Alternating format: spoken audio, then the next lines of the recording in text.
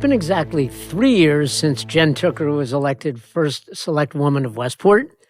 She's 3/4 of the way through her term, so it seems like a great time to have her back on 06880, the podcast. Thank you for having me. I'm so excited to be here. Always great to talk. It is. So 3 years ago, November, do you remember what it felt like then? I do, because it still feels very much the same for me. So much excitement, so much energy, so much to do, and what a great community to serve and to do it in, so to speak. So yeah, I feel the same way. Still 3 years later. Still excited. Still have lots of energy. Still love my job. I think I've probably figured out that sort of 15% of the job I didn't really know and understand 3 years ago right now. I figured that out, and I still love my job. So yeah, no, definitely. What was that 15%? I think that there were, as with any management job, because a big part of this job is an operational management job, you have personnel issues and day-to-day issues that you might, if you weren't sitting in the seat, you didn't know they were occurring. But once you sit in the seat, you see some of those management and personnel issues that you just have to attend to. So I knew a few of those must be. I would uncover some of those, and I have, and we've worked through them in the last 3 years. But the majority of the job, and I always like to say that, solidly 85% of the job, I really knew what I was getting into. Jim Marpy was an excellent mentor for me in that respect. Yeah, you worked well with him. I did. And he's still around. He is still around, and I do still call him regularly. I'm not sure he's happy about that. Yeah. But anyway, I do consider him still a fabulous mentor. And everybody needs that. Everybody needs somebody they can... Oh my gosh, everybody needs sounding that. board. So what has changed in Westport over those 3 years, and what hasn't? So what I'll tell you what hasn't changed is we continue to be the hottest town in the state, in my opinion. We have virtually no inventory from a residential standpoint on the market, virtually none. Our commercial real estate vacancy rates are as low as they have ever been.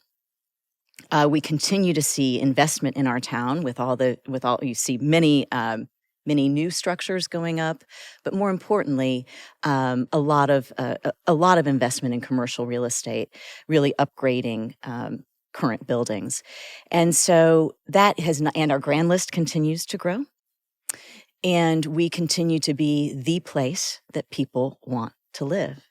So that has not changed, and I'm delighted. And so that is really good news for Westporters. What has changed? What makes it so hot? Why do people come here and not Canaan or Darien? Right. I think there are a couple reasons, and that is something I've been able to sort of look into a little bit more in the last 3 years in this job as I talk to new residents. People really love our lifestyle in this town, and they really love the vibe. There, undoubtedly, 16 years ago, what brought me to Westport was a very different vibe about Westport than our surrounding communities. Definitely feel the arts. You definitely feel it really as a culinary destination. You definitely feel like we have a very active, invested business community. Our natural assets are unparalleled. Our beach is unparalleled. Our beautiful Saugatuck River is unparalleled. So our wonderful library is unparalleled. So we just have this fabulous mix of arts, business, natural assets, and of course, our fabulous schools. And so it really is the mix of all of those, and I'm probably forgetting a few things, but those really stick out to me, that continue to draw people to Westport. And what's the role of the First Selectwoman in all this? So doing a lot of this, right?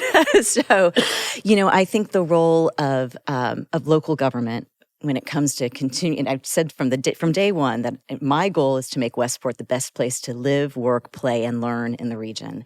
And so the role of local government in that endeavor is to ensure we continue to invest in our in our infrastructure, invest in our assets, listen to in our natural assets, listen to our business owners and our residents from a standpoint of how their lifestyle might be changing and what do we need to change to keep up with that. And connecting the dots. There's a lot of connecting the dots in this job, a lot of connecting up issues, people, organizations with other issues, people, and organizations, and supporting that. And so there's a very big role for the First Selectwoman in this. Can you give an example of that connection where you're sitting in your office and you're doing something like that? Sure. So I would say that regularly making connections, connecting the dots regularly happens under the Startup Westport environment, or I guess initiative that we have, where, as you well know, Dan, because you've been so great to make sure that all of our events have been properly publicized, and we draw hundreds of people to our events, and the whole role of that organization, which is a public-private partnership, is to really recreate an ecosystem here in Westport where we're connecting founders and funders in the tech and in the tech space. And so an innovation space is what I was going to say. And so I'm regularly connecting people up when it comes to they're starting to launch a business and they want to know, is there, where could they actually launch their business here? Is there space? Are there talented people?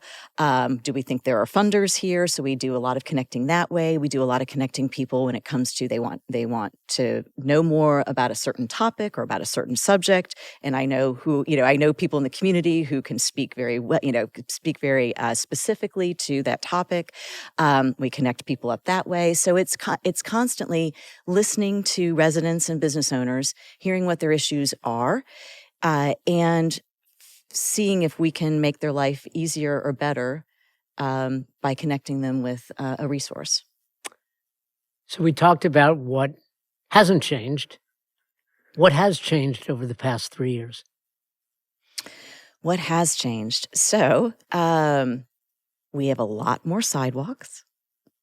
We have worked very hard to really connect up our, and we still have more work to do, but to really connect our pedestrians walkways to ensure we have a little bit more free-flowing and safe pedestrian walkways through town. We have a lot more stop signs. We have a lot more crosswalks. Again, there is no silver wand when it comes to fixing traffic and pedestrian safety issues. We have a lot more traffic. We have a lot more traffic. We do indeed. And so we are constantly working on that issue.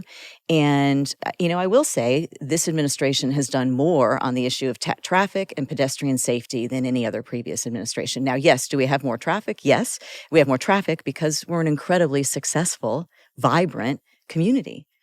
Like I said, our commercial real estate vacancy rates have never been lower.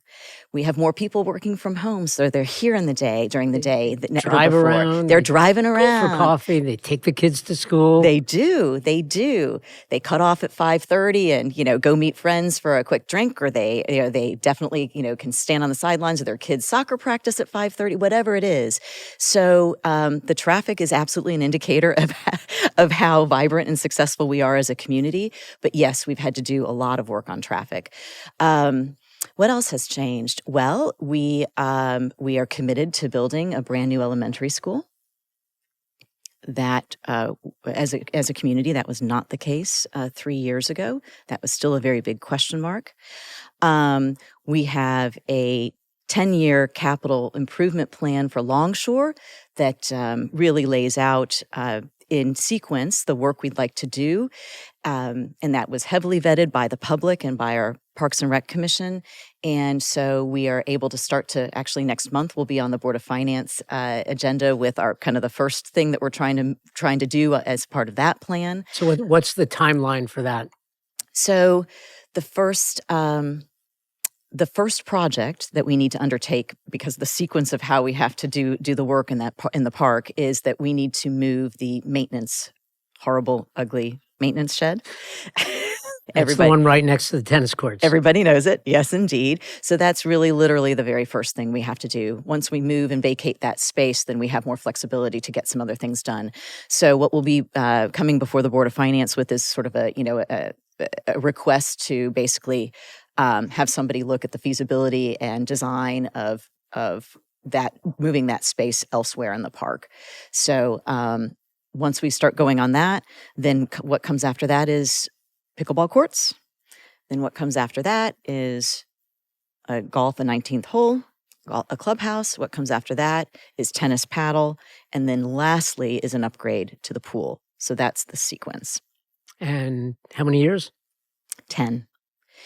And in the middle of all that, in January of 2025, the Inn at Longshore will be closing and putting over $8 million into that building to upgrade it. And so hopefully the plan is that they'll be closed only for the calendar year, hopefully even less, and then be back open for events in 2026.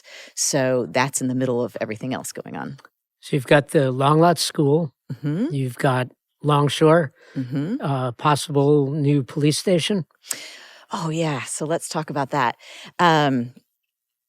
Police and fire. So we have we are as we speak concluding a feasibility study to basically build a joint public protection facility. So what that would mean is we would combine police headquarters, fire headquarters, and EMS headquarters into one facility, including equipment. So not only personnel, not only their actual operations, but equipment as well. And the reason I put forth this idea with the full support, and obviously they're doing most of the work with the full support of of Chief Nick Marsan and Chief Foti Koskinas, is we had in the capital forecast when I came into office in 2021, we had $70-ish million earmarked to upgrade all four of the firehouses that we have right now, and nothing in the capital forecast to upgrade PD and EMS. And I looked at that number and I looked at our 4 firehouses and I thought, is that really the appropriate thing to be spending $70 million on? Could we do something different and better? So immediately, myself and the 2 chiefs started to work on, and we went and toured. We drove up to Massachusetts. We drove, to other places in Connecticut to tour some facilities and none of them have really quite done what we want to do. But anyway, to get some ideas of, could we be smarter and better? Could we reallocate that $70 million to something really more appropriate for the future of the community, and certainly for the future of our first responders and their agencies, right? So we are concluding a feasibility study, which we commissioned in spring of 2024. And we'll be able to talk a little bit more about that with the public in the next couple of weeks. So, and the feasibility study was simply taking the needs. It did a needs assessment of all 3 of those departments: personnel, operations, and equipment, and said, okay, really, how big of a building footprint do we need, and then how big of a sort of a campus footprint do we need to cover all of their needs operationally. So that's what we're going to be able to talk about very quickly. We have so much open space in Westport. Oh, where's it going to go? Right. Well, that was part of it. Is what's the minimum amount of acreage we need, and I think it's going to be a big chunk of space and land, and we don't have a whole lot of places in Westport. We don't. So, but we'll be able to talk everybody through that. But we do not have very many places we can put it. And how am I with my tax dollars going to pay for this? Right. Well, indeed, there's a lot going on with the tax dollars, right? That we just talked about, multiple big projects. And so that is exactly what we need to balance is how many big projects can we take on at one time? It's definitely a little bit about the tax dollars and our capital spend. It's also a little bit about just how much can we actually do and execute at one time. And, we've been able to keep the mill rate the third lowest in Fairfield County Huh. while talking about all of these changes. And not only talking about them, but starting to actually allocate money to them. And, that's, I think, another thing that hasn't changed. We continue to be absolutely producing high value for your tax dollar money in Westport. And residents know that and business owners know that. And so those are the things we have to balance and make sure that we continue to keep our mill rate stable and competitive. And I've talked about that over and over and over again. Stable and competitive. Businesses expect that and residents want that. So what keeps you up at night? Oh, over the last couple of years, what has kept me up at night and continues to do so, which is maybe why I have some some deep circles under my eyes these days, is our just inability to communicate in a civil way with each other. I worry very much about how we as a community, how we as a country can make good decisions if we don't listen to each other. What can you do? I mean, you're a fulcrum for that. I'm sure you hear and see a lot. What's your role and what's the community's role in facilitating that? So I continue to lead by example. We continue to do everything we can with every decision we make. We ensure we get as much public feedback as we can get. And then at some point you have to make a decision, right? You just have to make a decision and know and understand you are going to make some people unhappy with those decisions. It's just impossible in a job like this. But to lead by example, by listening, to lead by example, by trying to find, if we're really at odds with each other, trying to find a compromise. And I think that's the responsibility of the community and the involvement of the community as well, community members. One area that I think has surprised me is affordable housing. 122 Wilton Road, the new building at the corner of Kings Highway North, which the town opposed when it was originally proposed as 19 units, with 3 of them affordable. When Homes with Hope took it over and opened it as 19 units of affordable housing, I thought there was going to be a lot of blowback, controversy, and the town seems to have embraced it. Do you want to talk about affordable housing in general and where Westport is and where we're going? Sure. I've been very clear from the beginning of my administration that I'm committed to creating more diverse housing in Westport. And to your point, Dan, there's not a lot of open land. So we're not making anymore. And we're not making anymore. And quite frankly, there hasn't been a lot of open land in Westport for a very long time. And so what we are doing as a town is, and you may have heard about it recently because I've started to do some of the work at the Planning and Zoning Commission level on this issue, is I'm committed to looking at town-owned assets and town-owned land. And in a very specific instance, what I'm right now working to do is to convert, not to build new, to convert the current 5 buildings on Barron South, renovate them, and convert them to affordable housing. So not building anything new. The zoning of Barron South is not changing. And again, why am I looking at that particular piece of property? 2 of those 5 buildings currently are used for what I would say, for housing, but we would want to convert, everything into multifamily there. And so we have a history on that property of having people live on the property. We have buildings that are underutilized. And not for lack of trying, right? You have covered what we could or couldn't do at Barron South for the greater part of 2 decades now, Sure. right? And so I really think that it's a great use of an underutilized piece of property and underutilized assets. And I have the backing of my entire leadership team, everybody from the police chief that thinks it's a great idea, to the head of DPW that thinks it's a great idea, to our fire chief that thinks it's a great idea, to, and everybody in between. So I think that it's our responsibility as a town to continue to look for opportunities like that, and they would be 100% affordable. How many units could be there? So in the kind of early drawings that we've commissioned, somewhere between kind of 19, 20, 21 units of all different sizes.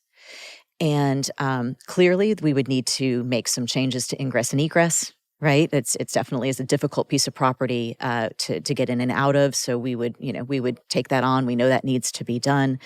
But I think it's a really exciting opportunity to continue to grow affordable options of affordable housing in town. And I think that's the right message to be sending to our residents and to the state, that we're taking it seriously to convert our own owned assets. And would that be just the residential part of the property? And what would happen to the rest of the property?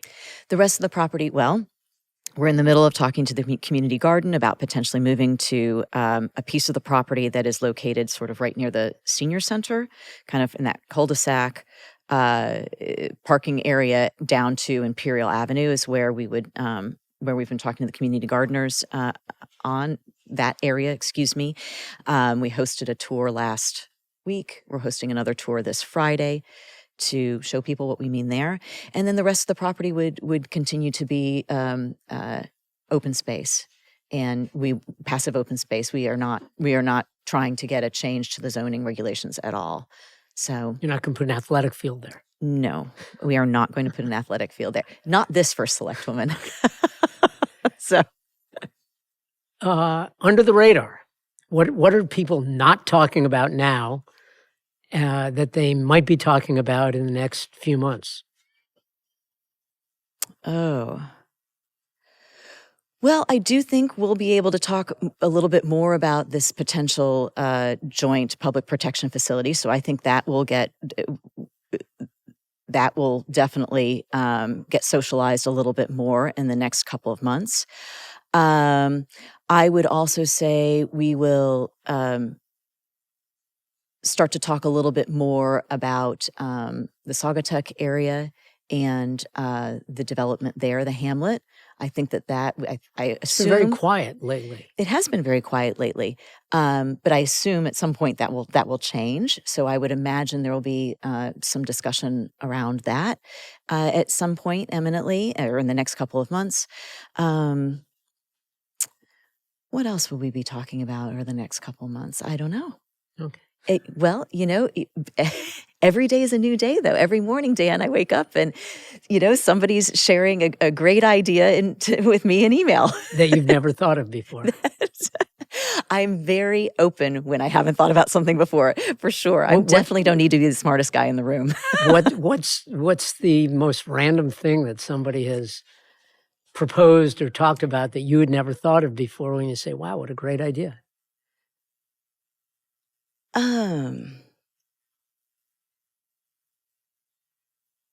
That's a good question. So I wouldn't say I'd never thought of it before, but I needed help visualizing it and getting it off the ground. Startup Westport is one of those examples. Really, 2 residents came to me, very similar idea.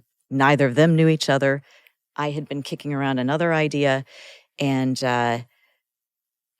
we got a group together and made it happen. And now you have 1,000 people on the mailing list? Yes, probably over 2,000 on the mailing list, and hundreds of people who show up for our events, and a mentor-mentee program that is serving over 200 people at this point as well. And that's all in the last 18 months. Crazy. So 3 years ago, the Board of Selectmen became the Board of Select Women. Yes. Got a bit of attention then. Is it a big deal or not so much? So you put me on the spot on a topic that, here's... Go to the First Selectwoman. Right, there you go. So, Andrea and I were the first Selectman and First Selectwoman, Second Selectwoman team to run ever. And I like to recount that. Somebody just asked me about that just very recently. And she and I sort of answered this question, and we'll talk about Candace in a minute. She and I answered this question the same way. We knew we were the right team. The fact that we were two women, okay, right? We knew we were the right team for a whole variety of reasons. And oh, by the way, we both happened to be women, and then made history as such. And then for Candace to be nominated by her party and to be the third Selectwoman just was icing on the cake. But I think if you talk to all three of us,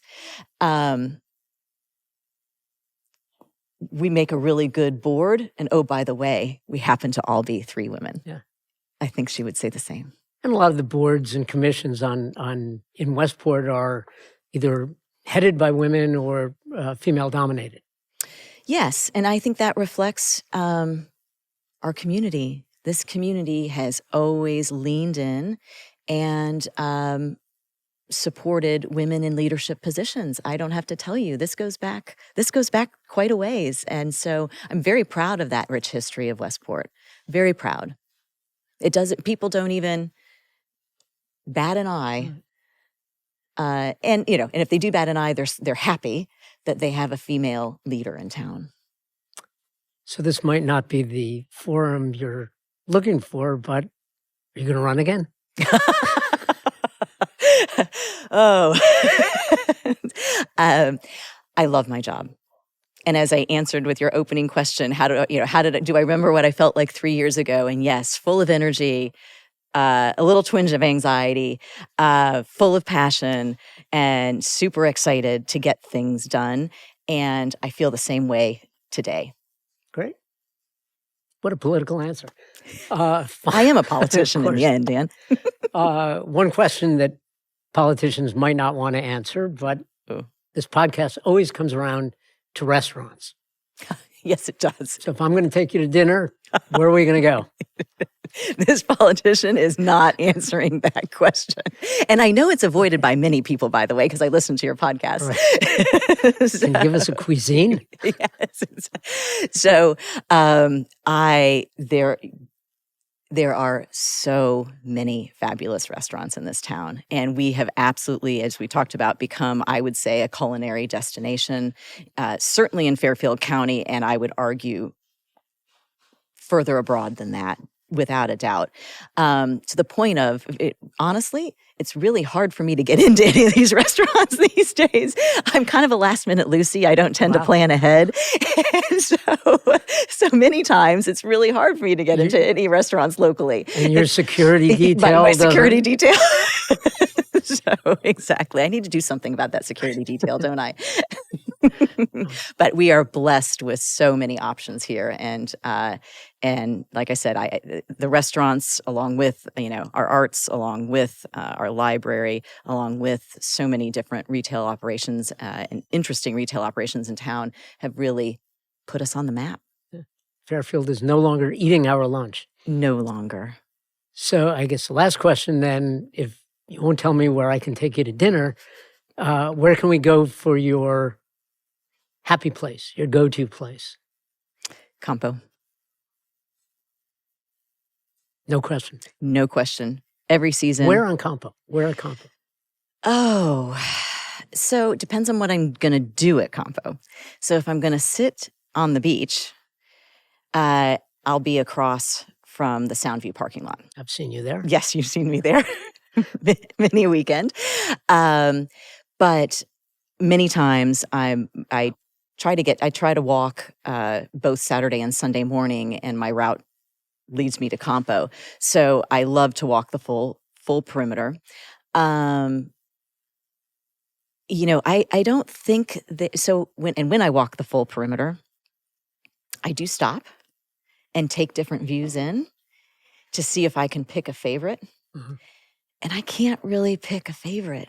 It's like the stress just falls away once I turn that corner and I'm looking at Ned Dimes Marina and I'm on Compo Road South and I'm turning that corner to Compo, swinging around to the left, everything, the stress just falls away and I just can't help but smile.